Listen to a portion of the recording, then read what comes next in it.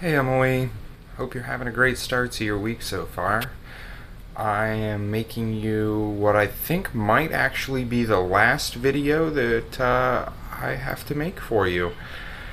So let's go ahead and get started. Today we're going to review how to change the number of rings through your StarTalk voicemail unit.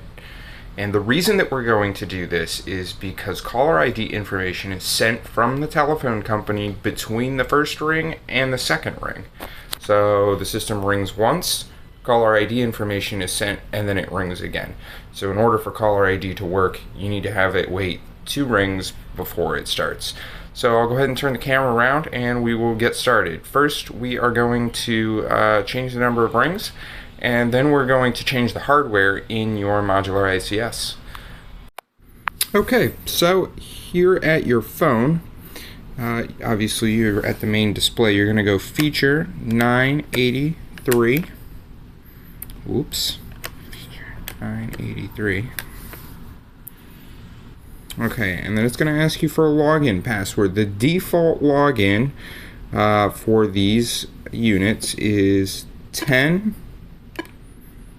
2, and 4 zeros. Okay, then you're going to go to auto attendant and then lines, line number 01.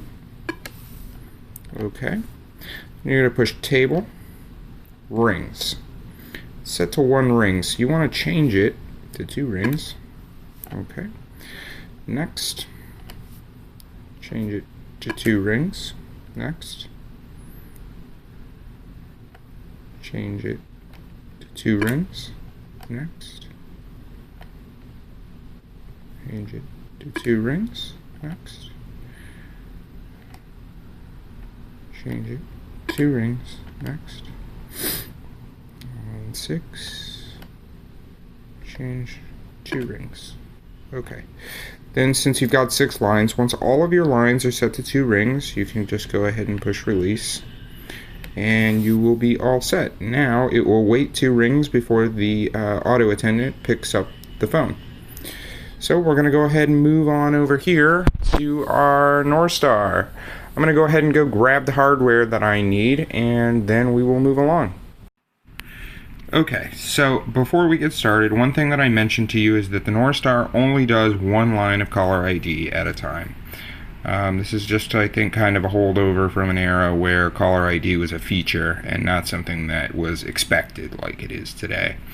So we programmed this button here to be your group pickup key. So we're going to program this button here to be the info key. So you're going to do a feature *3, push the button, feature 811. This button is now the info button, so when you've got the number on the screen, you can push this button and it'll tell you the name instead. By the way, you can do a feature *0. That'll do a button inquiry. Obviously, we've already gone over that, but the reason that I have you do that is so that you can push this button and pull the keycap off the top and then make a little label for it, and it won't actually like start making any calls or anything. Then what you'll do is just push release, and then you'll have, you know, a group pickup and an info button that's actually labeled. So you might want to do that. Obviously it's your system, you don't have to do that. You can do a feature 811 every time, but you know, it's just easier to have an actual button for it. So I got Austin to be my handy cameraman for this one. So the first thing that we're going to do is we're going to open up the front door of the unit, and then we're going to open up this guy here. The first thing that you absolutely have to do, unplug the power. You'll really create some problems if you don't. So down here, you're just going to go ahead and yank this cable, and then for this, you're going to need a flathead screwdriver. What you're going to do is you're going to stick it in here, and you're going to pop this tab up, and then you're going to pop this tab up as well. And then what you're going to do is you're going to pull these open and slide the card out. Then you're going to come over here to your new hardware, and you want these tabs to be open like this. Make sure before you install it that it says CI on the top. That means it's a caller ID card.